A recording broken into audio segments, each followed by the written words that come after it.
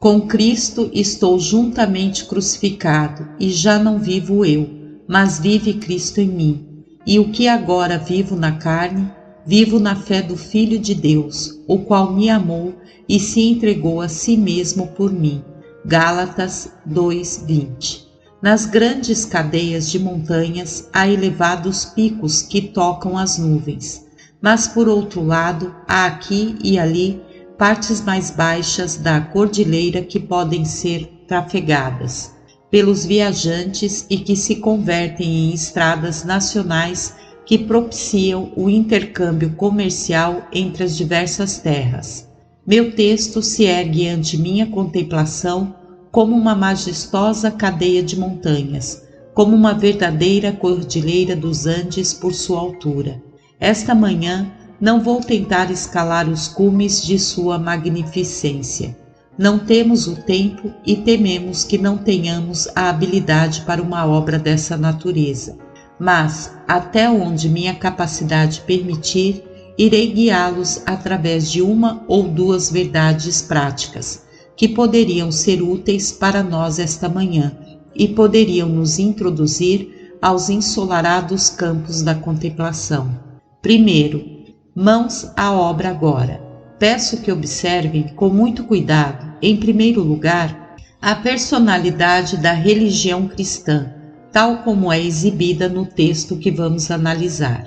Quantos pronomes pessoais da primeira pessoa há neste versículo? Acaso não são 8? Há uma copiosa presença de eus e meus.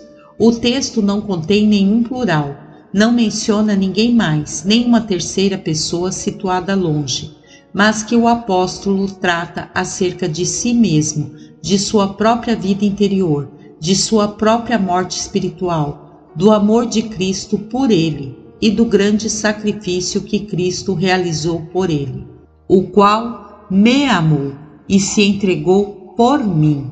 Isto é introdutivo, pois um sinal distintivo da religião cristã é que faz ressaltar a individualidade da pessoa.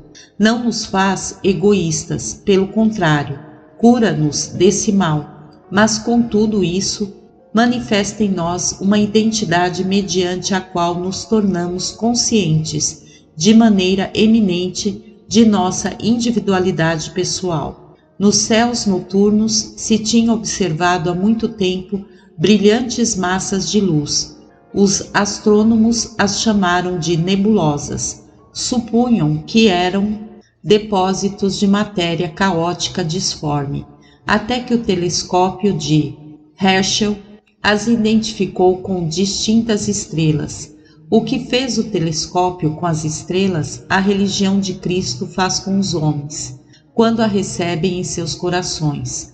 Os homens se consideram como fundidos com a raça, ou submersos na comunidade, ou absorvidos pela humanidade universal. Tem uma ideia muito confusa acerca de suas obrigações independentes para com Deus e de suas relações pessoais para com seu governo. Mas o Evangelho, como telescópio, isola o homem frente a si mesmo, faz com que se veja como uma existência separada e o obriga a meditar sobre seu próprio pecado, sobre sua própria salvação e sua própria condenação pessoal, a menos que seja salvo pela graça. No caminho espaçoso há tantos viajantes que, se vocês lançarem um olhar sobre ele como voo de pássaro, parecerá estar cheio de uma vasta multidão de homens que avança em desordem. Mas no caminho estreito que conduz à vida eterna, cada viajante é único, atrai sua atenção, é um homem devidamente identificado. Tenho que ir contra a corrente geral dos tempos. O crente é um indivíduo sobre o qual se pousam olhos observantes. É um indivíduo distinto, tanto para ele mesmo quanto para o resto dos de sua classe. Verá muito facilmente como a religião de Jesus Cristo faz com que se destaque a individualidade de um homem. Desde seu alvorecer, revela-lhe seu próprio pecado pessoal e o consequente perigo. Você não sabe nada sobre a conversão se crê meramente na depravação humana e na ruína humana, mas nunca sentiu que você é depravado e que você mesmo está arruinado. Por cima de todas as calamidades gerais da raça, haverá um infortúnio particular que é de sua propriedade. Se é que o Espírito Santo lhe convenceu do pecado, você clamará igual aquele profeta de Jerusalém de voz suplicante nos dias do sítio. Ai de mim! Sentirá como se as flechas de Deus estivessem apontando principalmente para você, e como se as maldições da lei fossem cair seguramente sobre você, se não caírem sobre ninguém mais. Certamente, querido ouvinte, você não sabe nada sobre a salvação a menos que tenha olhado pessoalmente com seus próprios olhos para Jesus Cristo. Você tem que receber pessoalmente o Senhor Jesus Cristo, nos braços de sua fé e no peito do seu amor. E se você não tem confiado no crucificado, enquanto tem ficado só, em contemplação aos pés da cruz, então você não tem crido para a vida eterna. Logo, como consequência de uma fé pessoal e individual, o crente goza de uma paz pessoal. Ele sente que se toda a terra estivesse pegando em armas, ele ainda encontraria repouso em Cristo. E esse repouso é peculiarmente seu, independentemente de seus companheiros. Você pode falar dessa paz em outros, mas não pode comunicá-la. Outros não podem dá-la, nem podem tirá-la. Onde quer que a religião cristã esteja verdadeiramente na alma, logo conduz a uma consagração pessoal a Deus. O homem se aproxima do altar de Cristo e exclama: Eis-me aqui, ó Senhor, supremamente glorioso. Eu sinto que meu culto racional é dar-te espírito, alma e corpo. Que outros façam o que quiserem, mas eu e minha casa serviremos ao Senhor Jeová. O homem regenerado sente que a obra de outros não o exonera do serviço, e a fraqueza geral da igreja cristã não pode ser uma desculpa para sua própria indiferença. Ele se destaca na luta contra o erro, inclusive como um protestante solitário. Se fosse necessário, como Atanásio, que clamava: Eu, Atanásio, contra o mundo inteiro, ou trabalha para Deus na edificação de Jerusalém, como Neemias, contentando-se com trabalhar só, se outros não querem ajudá-lo. Descobriu que estava pessoalmente perdido e que foi salvo pessoalmente, e agora sua oração é: Senhor, mostra-me o que queres que eu faça. Aqui estou eu, envia-me. Eu creio que na medida em que nossa piedade esteja definitivamente na primeira pessoa do singular, será forte e vigorosa. Ademais, creio que na medida em que compreendamos plenamente nossa responsabilidade pessoal para com Deus, será mais provável que a cumpramos. Mas se não a temos entendido realmente, é muito provável que sonhemos em trabalhar para Deus mediante uma autoridade, em pagar ao sacerdote ou ao ministro para que nos sejam úteis, e que atuemos como se pudéssemos transladar a responsabilidade de nossos próprios ombros às costas de uma sociedade ou de uma igreja. Desde seu alvorecer até sua glória do meio-dia, a personalidade da verdadeira piedade é sumamente observável. Todo o ensinamento de nossa santa fé leva para essa direção. Nós pregamos a eleição pessoal, o chamado pessoal, a regeneração pessoal, a perseverança pessoal, a santidade pessoal. E não conhecemos nenhuma obra da graça que não seja pessoal para aquele que a professa.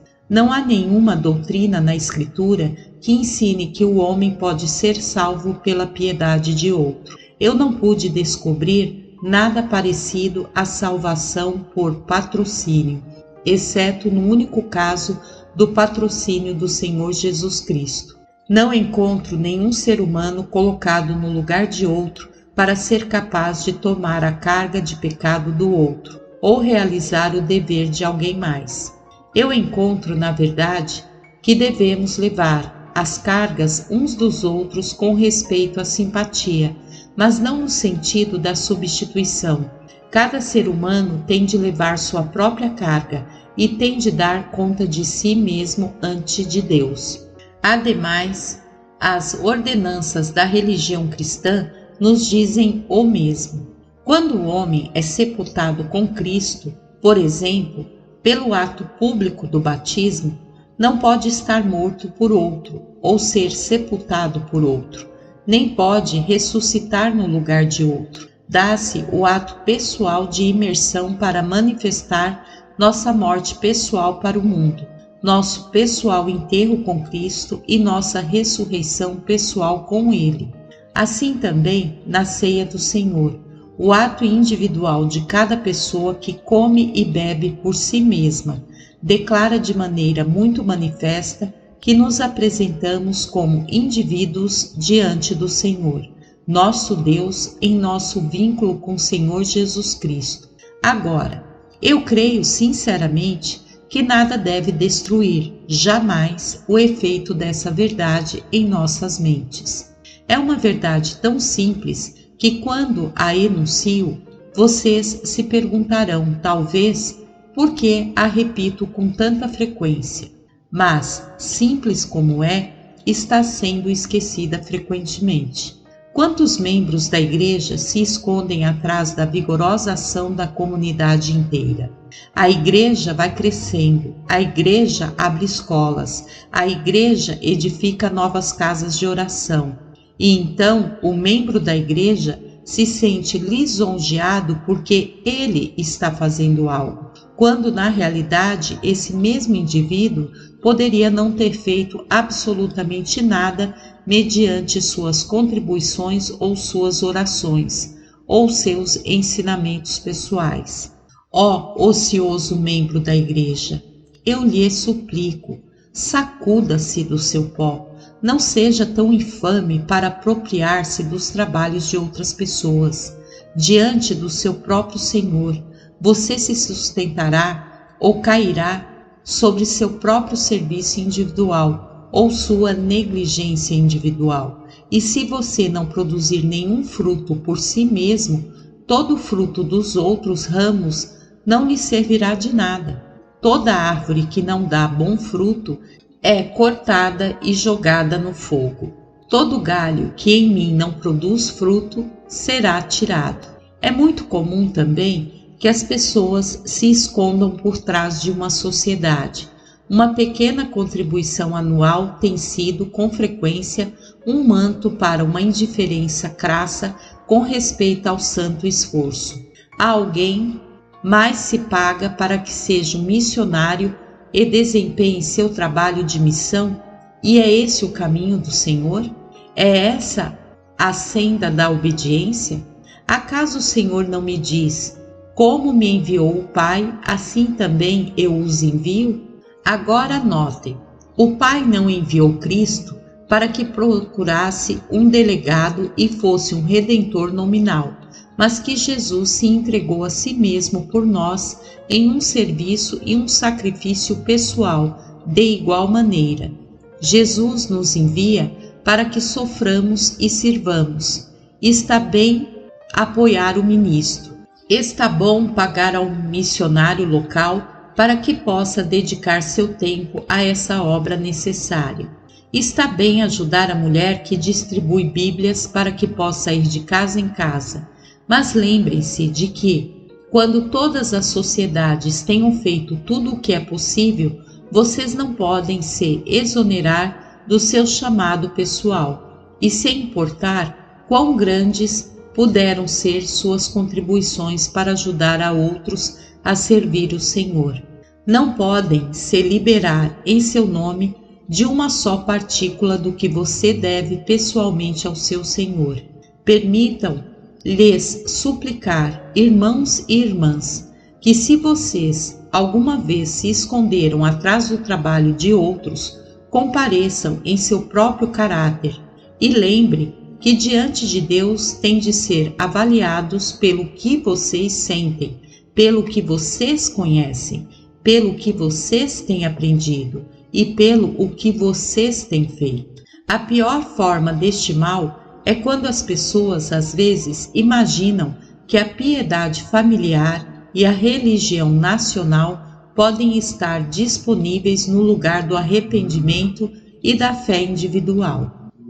Absurdo como poderia parecer, é algo muito comum que as pessoas digam: "Oh, sim, todos nós somos cristãos. É evidente que todos somos cristãos.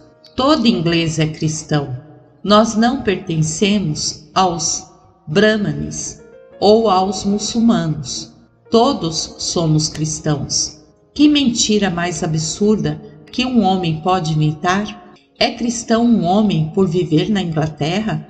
Acaso uma ratazana é um cavalo porque vive em um estábulo? Esse é um raciocínio tão bom quanto: um indivíduo deve nascer de novo, ou não é um filho de Deus.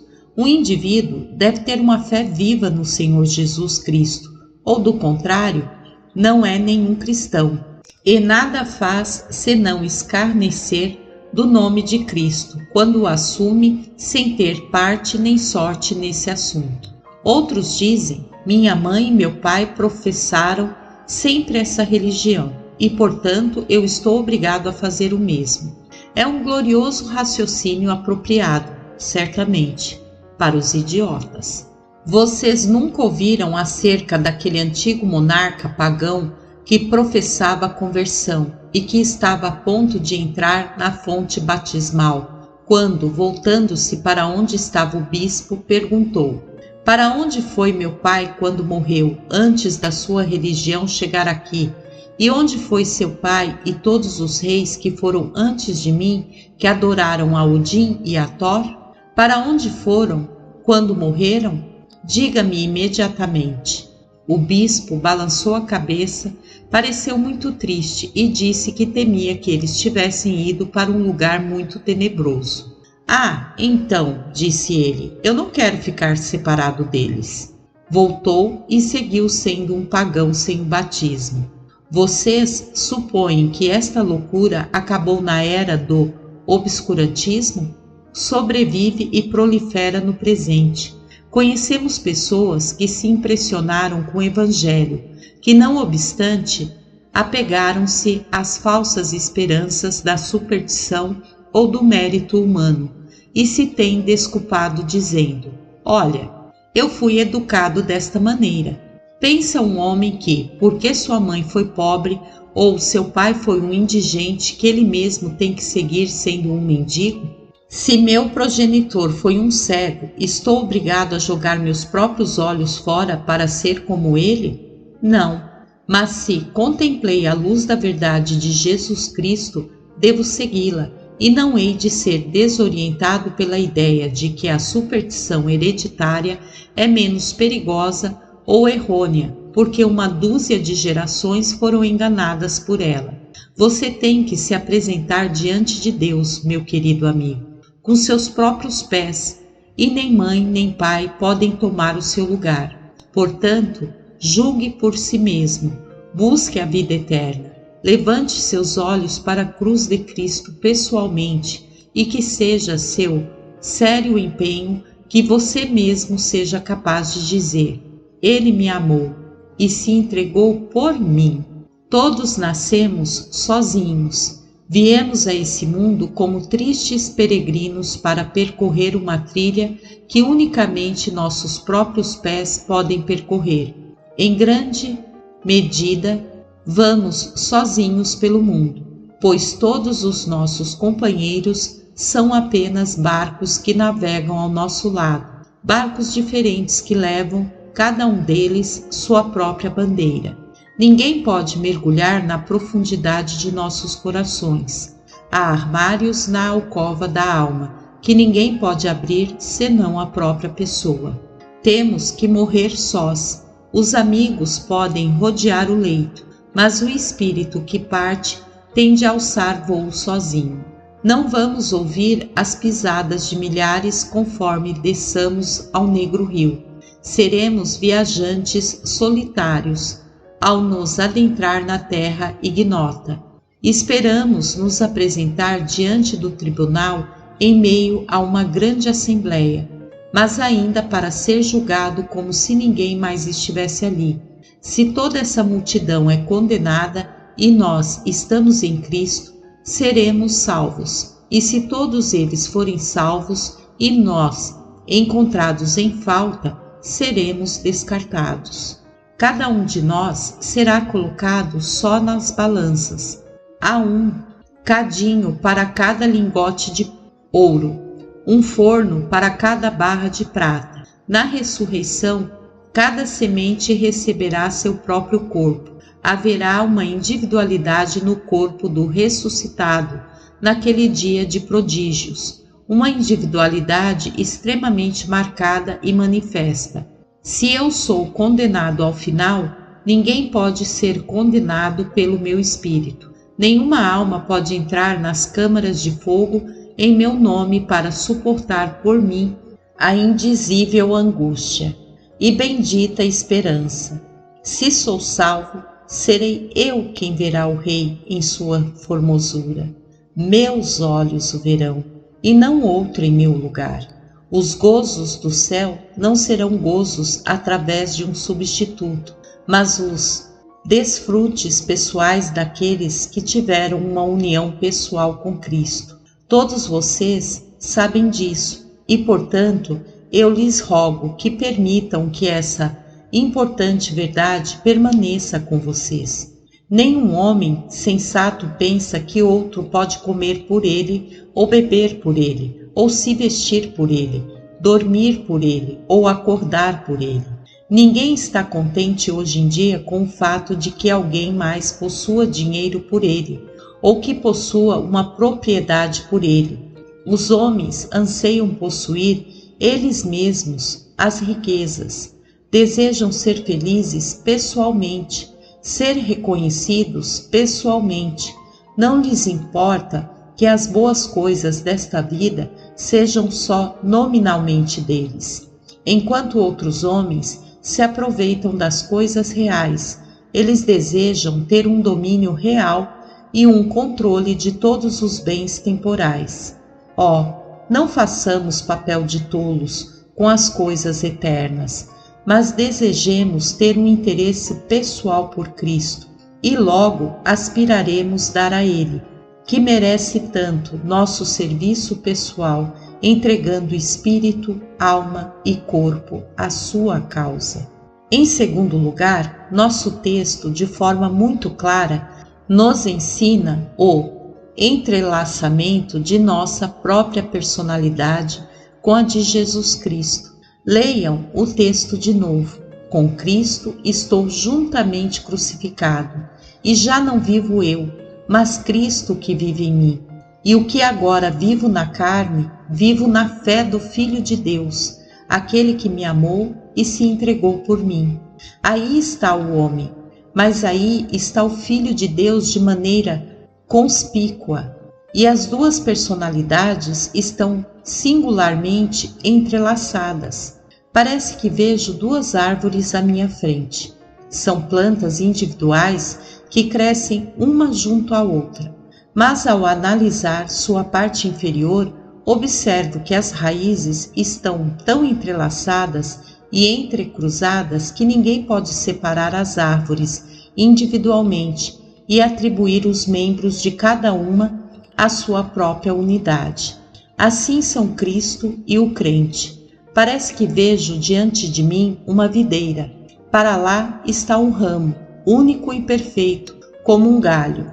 Não há de ser confundido com nenhum outro. É um galho inteiro e perfeito. E sem dúvida, quão perfeitamente unido está o tronco, e quão completamente fundida a videira, da qual é um membro.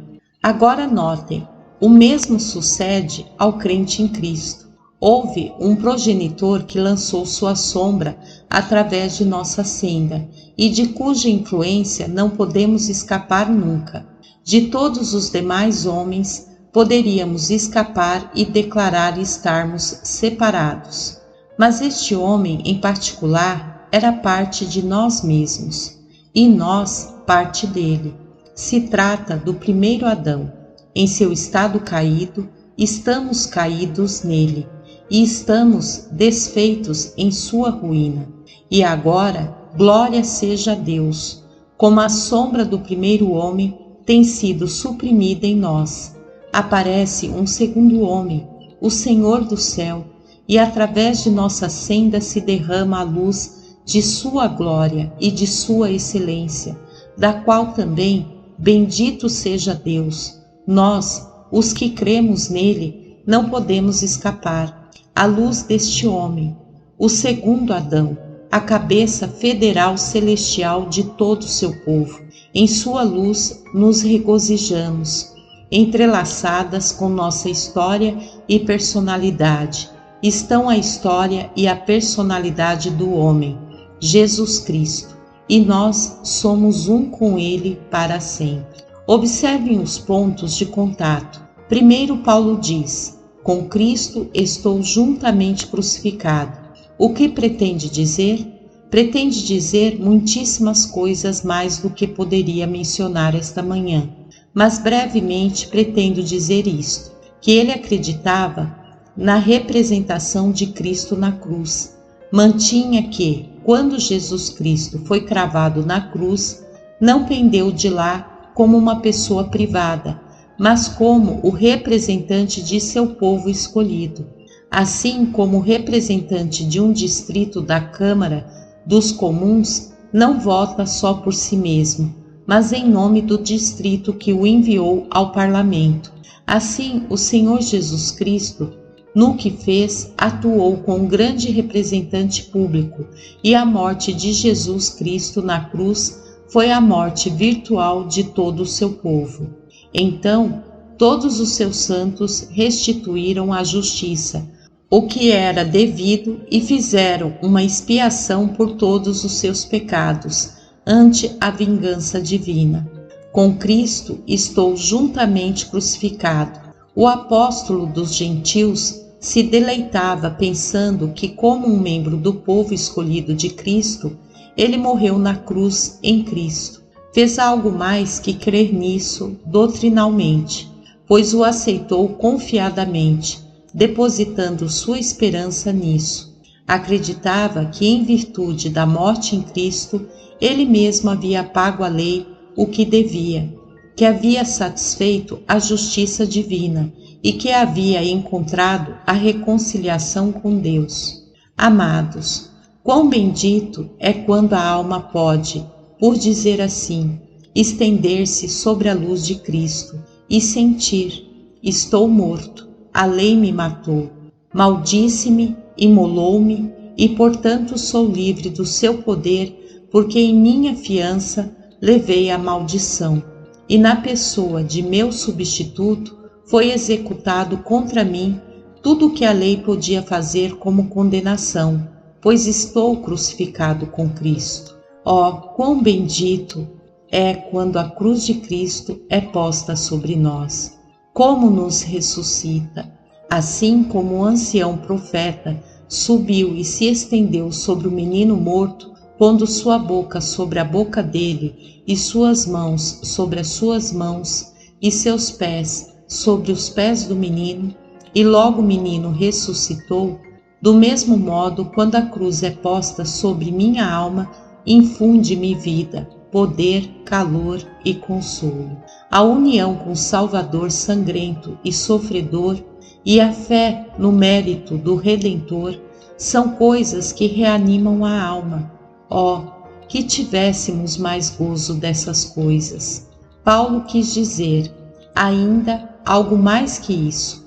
Não somente acreditava na morte de Cristo e confiava nela, mas que efetivamente sentia em sua pessoa o seu poder, o qual gerava a crucificação de sua velha natureza corrupta. Se você se concebe como um homem executado, de imediato percebe que, sendo executado pela lei, a lei não tem nenhuma reclamação adicional sobre você. Você resolve, ademais, que, tendo provado uma vez a maldição do pecado pela sentença ditada sobre você, não cairá novamente nessa mesma ofensa, mas a partir de agora, sendo liberado milagrosamente da morte a que a lei lhe levou, viverá em vida nova. Deve sentir isso se sente devidamente.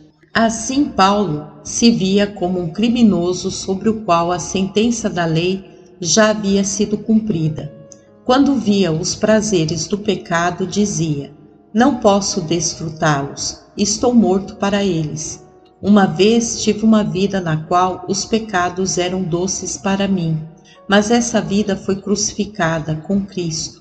Por conseguinte, como um morto não pode ter nenhum deleite nos gozos que uma vez foram deleites para ele, tampouco posso ter eu.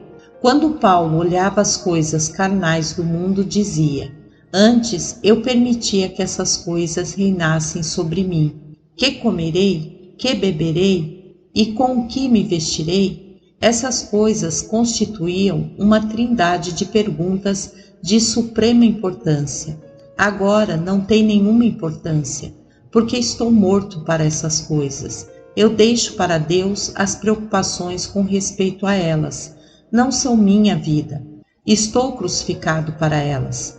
Seja qual for a paixão, o motivo, o desígnio que possam vir à nossa mente, que não seja a cruz de Cristo, deveríamos exclamar: longe está de mim gloriar-me em alguma dessas coisas. Eu sou um homem morto. Vamos, mundo, com toda a sua bruxaria. Vamos, prazer, com todos os seus encantos. Vamos, riqueza, com todas as suas tentações. Vamos, todos vocês, tentadores, que têm seduzido a tantos. Que podem fazer com um homem crucificado? Como podem tentar a um que está morto para vocês?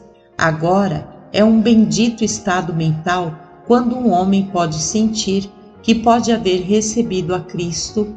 Ele é como alguém que está completamente morto para este mundo.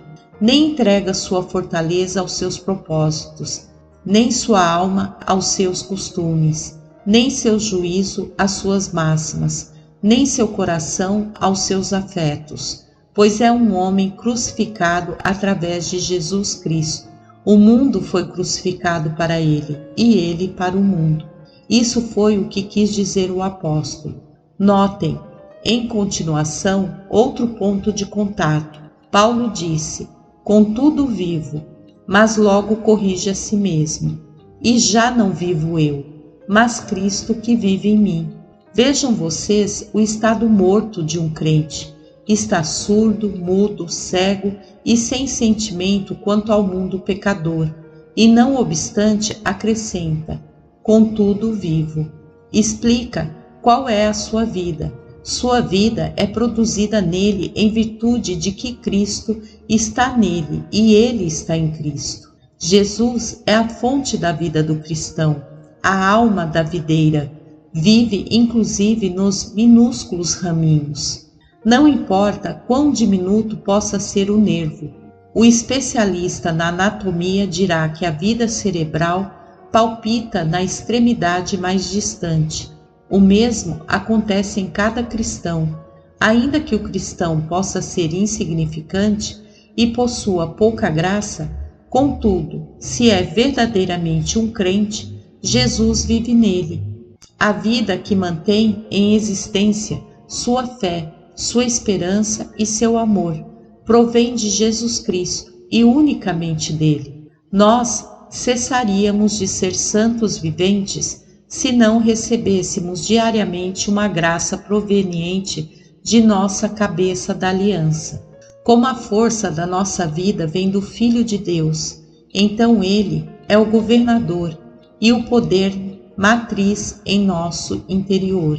Como pode ser cristão alguém que é governado por qualquer coisa que não seja Cristo, se chama Cristo, Mestre e Senhor, você tem que ser seu servo.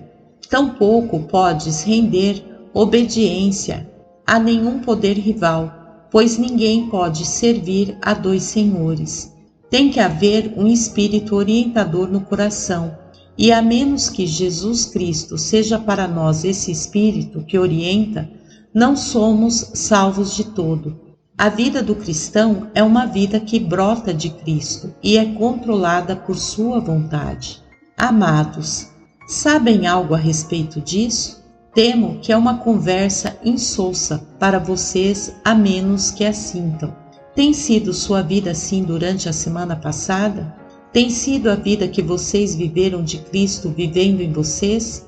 Tem sido essa vida como um livro impresso com letras claras, no qual os homens poderiam ler uma nova edição da vida de Jesus Cristo?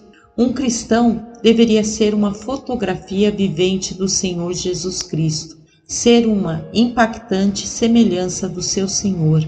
Quando os homens o olham, deveriam ver não só o que é o cristão, mas o que é o Senhor do cristão, pois deveria ser como seu Senhor.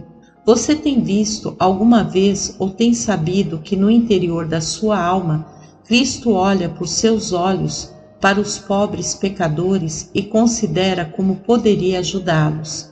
Que Cristo palpita em seu coração, sentindo pelos que perecem, tremendo por aqueles que não querem tremer por eles mesmos? Vocês sentem alguma vez que Cristo abre as suas mãos em generosa caridade para ajudar os que não podem ajudar a si mesmos? Sentiram alguma vez que algo diferente de você mesmo estava em você, um espírito que algumas vezes luta consigo mesmo e o agarra pela garganta e ameaça destruir seu egoísmo pecaminoso, um espírito nobre que põe seu pé sobre o peito da ganância, um espírito valente que leva ao solo o seu orgulho, um espírito ativo e fervente que queima sua ociosidade? Você nunca sentiu isso? Certamente nós que vivemos para Deus sentimos a vida de Deus em nosso interior e desejamos ser submetidos cada vez mais ao espírito dominante de Cristo, para que nossa humanidade possa ser um palácio para o bem-amado. Isso é outro ponto de contato. Prosseguindo, o apóstolo diz: se eu espero que mantenham abertas suas Bíblias para ler o texto, e o que agora vivo na carne, vivo na fé do Filho de Deus. A vida do cristão deve ser em cada momento uma vida de fé. Cometemos um erro quando procuramos caminhar guiados pelo sentimento ou pela vista. Sonhei outra noite, enquanto meditava na vida do crente, que ia percorrendo um caminho que um chamado divino me havia indicado. A trilha estabelecida que eu estava sendo chamado a percorrer se estendia em meio a uma densa escuridão e estava desprovida por completo de algum raio de luz. Quando me encontrava submerso na espantosa escuridão, incapaz de perceber nem uma só polegada diante de mim, ouvi uma voz que me dizia: segue caminhando, não temas, antes avança no nome de Deus. Assim prossegui meu caminho, apoiando temerosamente primeiro um pé e logo o outro. Depois de um breve lapso, a trilha perdida na escuridão tornou-se fácil e clara, pelo uso e experiência. Foi então que percebi que a trilha se retorcia, não tinha escolha, e me esforçava para proceder como havia feito antes. O caminho era agora tortuoso e a senda áspera e pedregosa, mas eu lembrei o que havia sido dito a mim, que precisava avançar como pudesse. Assim segui adiante. Então veio outro desvio, e logo outro, e outro, e outro, e eu me perguntava, por quê? Até que entendi que a trama do caminho continuasse sendo a mesma constantemente. Acostumar-se-ia a ela, e então caminharia guiado pelo sentimento, e aprendi que a totalidade do caminho seria sempre de tal maneira como para forçar-me a depender da voz condutora e a exercer a fé no invisível que me havia chamado. Logo me pareceu como se não houvesse nada debaixo do meu pé, quando o firmei. Contudo, adiantei-o na escuridão, em um confiante atrevimento, e aqui consegui dar um passo firme, e outro, enquanto descia por uma escada que baixava cada vez mais verticalmente. Prossegui sem poder ver nenhuma polegada diante de mim, mas crendo que tudo estava bem, ainda que eu pudesse ouvir ao meu redor a estrepitosa queda de homens e mulheres que andavam guiados pela luz de suas próprias lanternas e que haviam perdido o pé. Ouvi os gritos e os alaridos de homens no momento de cair dessa horrenda escada, mas eu tinha ordens de seguir adiante, e segui diretamente até adiante, resoluto a ser obediente, ainda se o caminho descesse até o mais profundo inferno. Logo, a horrenda escada chegou ao fim, e encontrei uma sólida rocha debaixo de meus pés, e caminhei de frente sobre uma calçada elevada com uma balaustrada em ambos os lados. Entendi que isso era a experiência que havia acumulado, que agora podia me guiar e me ajudar, e eu apoiei-me sobre essa balaustrada e segui caminhando, confiantemente, até que em um instante minha calçada elevada acabou e meus pés se afundaram na lama. E quanto aos meus outros consolos, buscava-os tateando, mas haviam desaparecido, pois ainda devia saber que tinha que seguir dependendo do meu invisível amigo, e o caminho seria sempre de tal maneira que nenhuma experiência poderia substituir minha dependência de Deus. Seguindo adiante, sumi no lodo e em uma imundície, com um humo sufocante e um odor como de umidade de morte, pois era o caminho, e se me havia ordenado que o percorresse.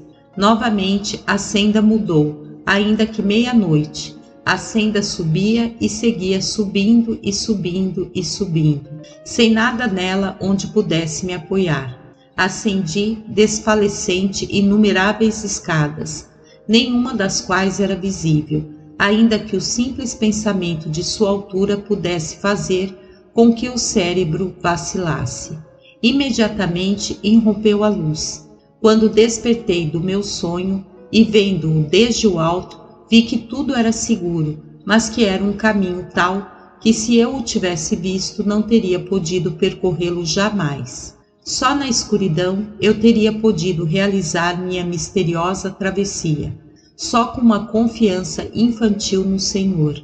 O Senhor nos guia se estamos dispostos a fazer simplesmente o que Ele nos pedir. Apoiem-se nele. Então, pintei um pobre quadro, mas ainda assim é um que, se vocês se derem conta, é grandioso para ser contemplado.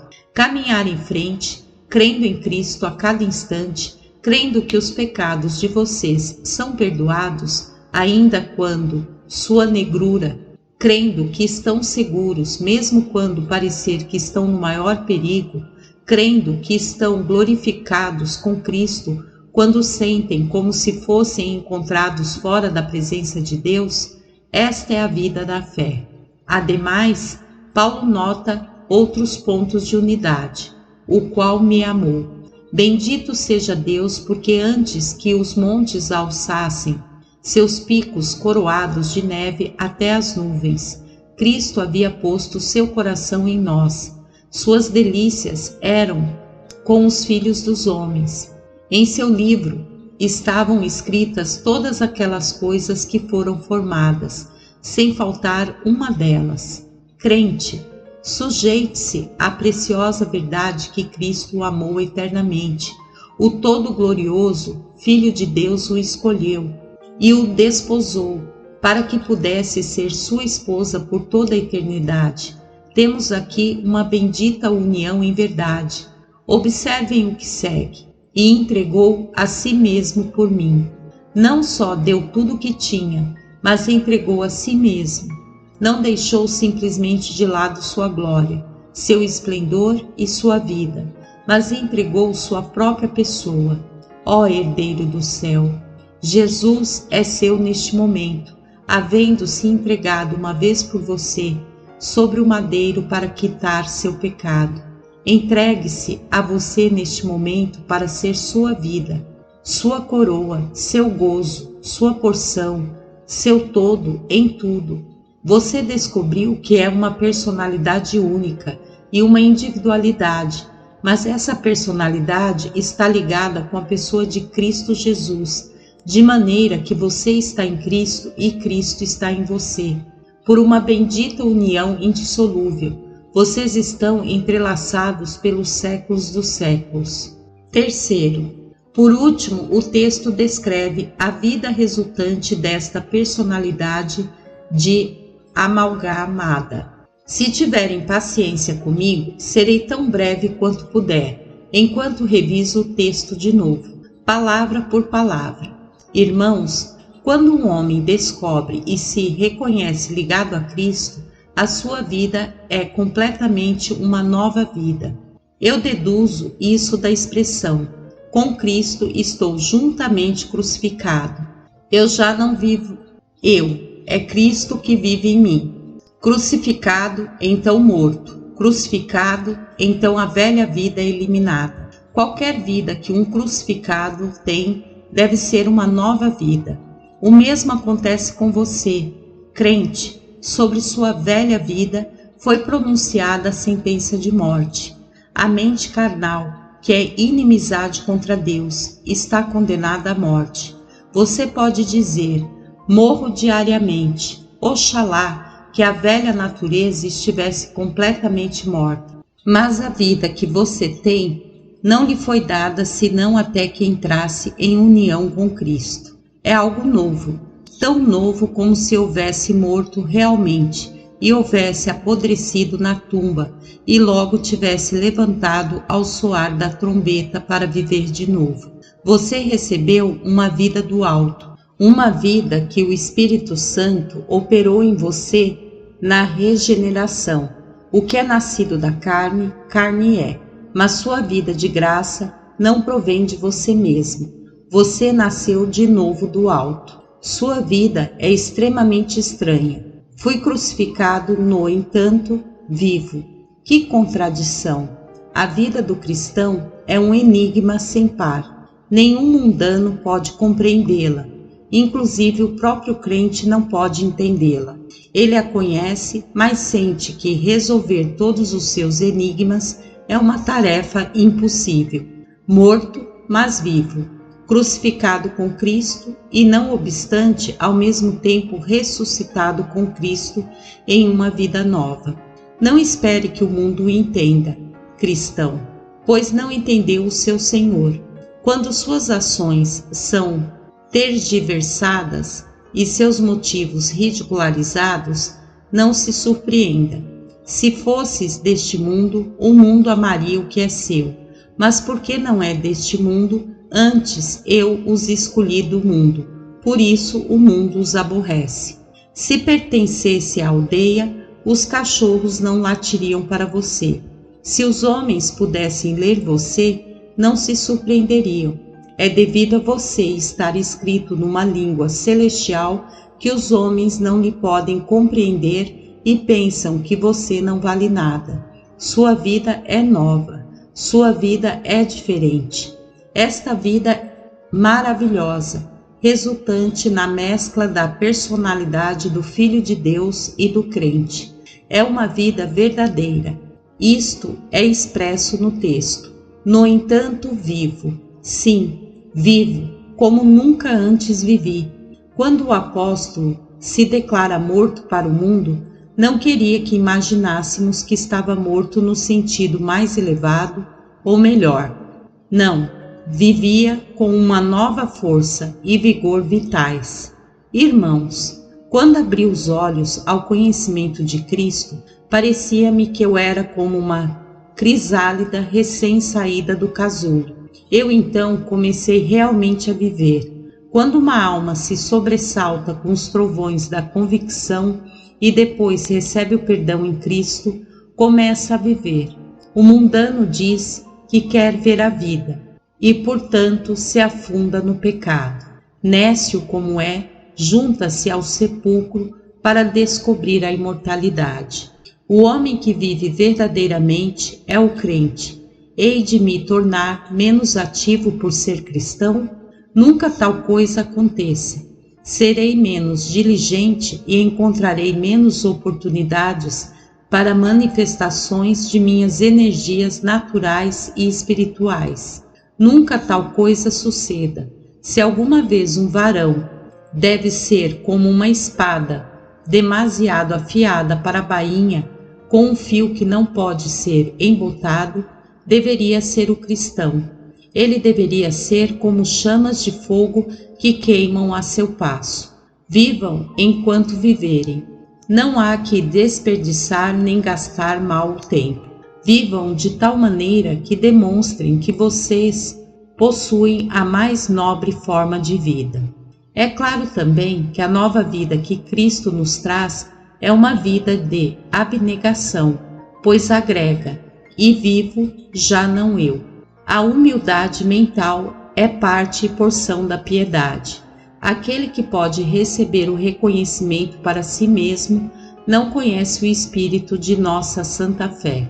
Quando o crente ora melhor, diz, sem dúvida, não eu, mas o Espírito de Deus intercedeu em mim. Se ganhou almas para Cristo, diz, não eu, foi o Evangelho. O Senhor Jesus operou poderosamente em mim. Não a nós, Senhor Jeová, não a nós, mas a seu nome a glória. A humilhação de si mesmo é o espírito inato do Filho de Deus, verdadeiramente nascido de novo. Ademais, a vida que Cristo gera em nós é uma vida de uma ideia. Esta alma do crente, governada por duas coisas? Não conhece senão uma. Cristo vive em mim. Há dois residentes na alcova de minha alma? Não. Há um Deus e Senhor. Sirvo. Cristo vive em mim. Um antigo teólogo desejava poder comer, beber e dormir vida eterna. Viva você assim. Aí eu lamento viver demasiado na velha vida e que Jesus vive muito pouco em mim. Mas se o cristão há de alcançar alguma vez a perfeição, e que Deus nos conceda que cada um de nós possa chegar tão perto como for possível disso ainda agora, descobrirá que o antigo eu vivo é reprimido e a nova vida à semelhança de Cristo reina suprema. Cristo tem que ser o único pensamento, a única ideia, o único pensamento condutor na alma do crente.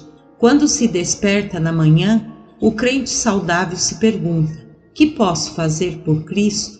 Quando está realizando seu trabalho, se pergunta: como servirei ao meu Senhor em todas as minhas ações? Quando ganha dinheiro, se pergunta: como posso usar meus talentos em favor de Cristo? Se adquire educação, a pergunta é: como posso inverter meus conhecimentos em favor de Cristo? Resumindo, o muito no pouco, o Filho de Deus tem em seu interior a vida de Cristo. Mas como descreverei isso?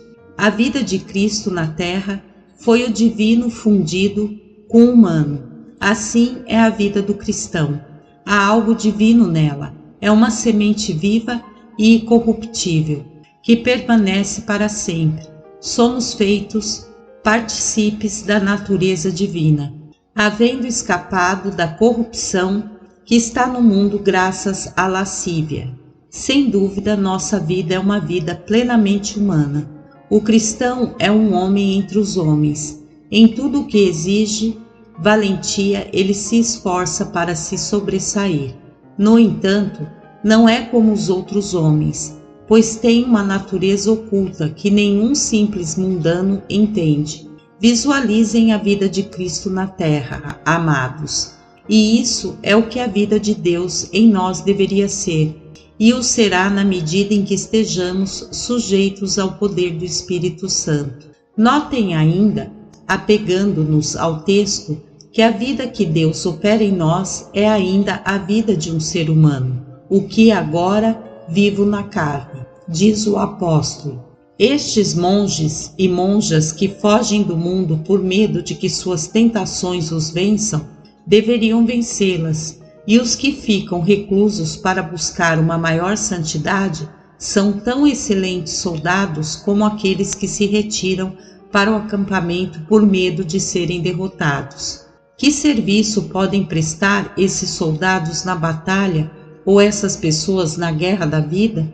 Cristo não veio para que nos fizéssemos monges, ele veio para que nos fizéssemos homens.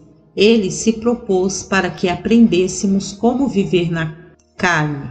Não devemos renunciar ao trabalho, nem à sociedade, nem renunciar à vida em nenhum reto sentido. O que agora vivo na carne, diz o apóstolo. Olhem para ele ocupado fazendo tendas. Como? Um apóstolo fazendo tendas? O que diriam vocês, irmãos, se o arcebispo de Canterbury costurasse para ganhar seu sustento? É um ofício muito humilde para um bispo do estado, certamente, mas não demasiadamente humilde para Paulo. Não creio que o apóstolo tenha sido jamais apostólico que quando recolhia ramas secas. Quando Paulo e seus acompanhantes naufragaram em Melita, o apóstolo era de maior serviço que todo o sínodo pan-anglicano com suas batinas de seda, pois ele se pôs a trabalhar como as outras pessoas para recolher combustível para o fogo, pois queria se esquentar como os demais. Então, assumiu sua parte da tarefa. Da mesma maneira, vocês e eu deveríamos tomar nosso turno na roda. Não devemos pensar em nos manter afastados de nossos semelhantes, como se nos degradássemos ao nos misturar com eles. O sal da terra deve ser bem misturado aos alimentos, e de igual maneira o cristão deve se misturar aos seus semelhantes, buscando o seu bem para a edificação. Somos homens e fazemos tudo o que os homens podem fazer legitimamente. Onde quer que eles forem, nós podemos ir. Nossa religião não nos faz nem mais nem menos humanos, ainda que nos coloquem na família de Deus. Contudo, a vida cristã é uma vida de fé. O que agora vivo na carne, vivo na fé do Filho de Deus. A fé não é uma peça de decoração que deve ser colocada sobre as mesinhas da sala, ou um vestido que deve ser usado nos domingos. É um princípio de trabalho que deve ser usado no estábulo e no campo, na oficina e na casa de câmbio.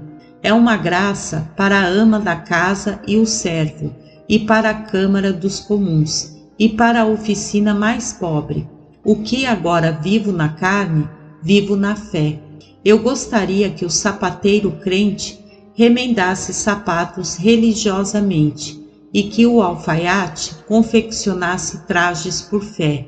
E eu gostaria que todo cristão vendesse e comprasse por fé.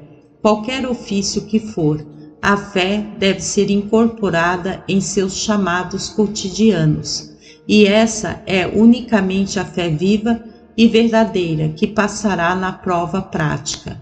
Não devem se deter na porta da oficina, tirar seu casaco e dizer: até logo ao cristianismo, até que feche o negócio de novo. Isso é hipocrisia, mas a vida genuína de um cristão é a vida que vivemos na carne pela fé, no Filho de Deus. Para concluir, a vida que provém da personalidade enraizada de Cristo e o crente é uma vida de perfeito amor. Ele se entregou por mim. Portanto, minha pergunta é: o que posso fazer por ele? A nova vida é uma vida de santa segurança, pois, se Cristo me amou, quem poderia me destruir? É uma vida de santa riqueza, pois, se Cristo entregou sua infinita pessoa por mim, De que posso precisar? É uma vida de santo gozo, pois, se Cristo é meu, tem um poço de santo gozo dentro de minha alma. É a vida do céu, pois se tenho a Cristo, tenho o que é a essência e a alma do céu. Referi-me a mistérios dos quais alguns de vocês não entenderam sequer uma frase. Que Deus lhes dê entendimento, para que possam conhecer a verdade. Mas se não a entenderam, deixem que este fato os convença. Vocês não sabem a verdade porque não têm o Espírito de Deus, pois só a mente espiritual entende as coisas espirituais. Quando falamos da vida interior, parecemos, aos que não nos entendem, como os que dormem e sonham. Mas se me entendeu, crente, vá para casa e viva da verdade. Pratique o que for praticável, alimente-se do que está cheio de sabor, regozije-se em Cristo Jesus, porque você é um com Ele, e então, em sua própria pessoa, ande e sirva ao Senhor, com todo o esforço que lhe for possível, e o que o Senhor lhe envie sua abundante bênção. Amém e amém.